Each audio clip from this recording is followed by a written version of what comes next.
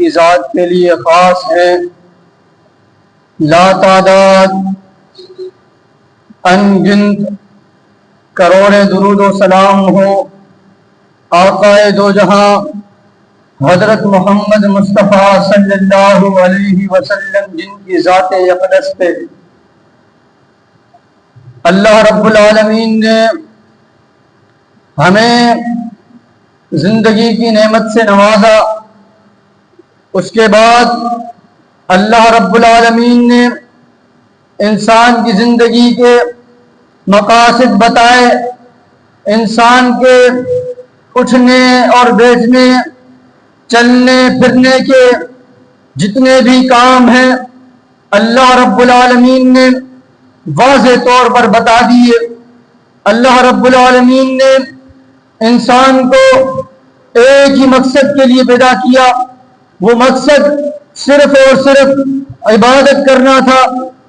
اور اللہ رب العالمین قرآن مجید میں ارشاد فرماتے ہیں یا ایھا الذین آمنوا باللہ ورسولہ، اے وہ لوگو جو ایمان لائے ہو، تم سچے طریقے کے ساتھ ایمان لاؤ اللہ اور اس کے رسول کے ساتھ۔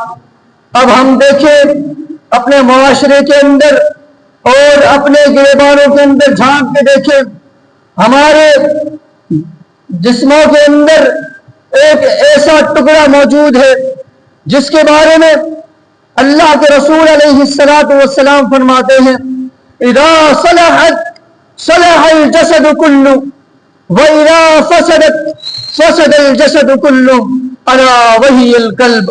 یہی وہ دل ہے جس نے انسان کے پورے جسم کو بگاڑ بنا دیا۔ یہی وہ دل ہے جو اس انسان کو خواہشات کا پیروکار بناتا ہے۔ یہی وہ دل ہے جو انسان کو ایمان کی لذتوں سے دور کر دیتا ہے۔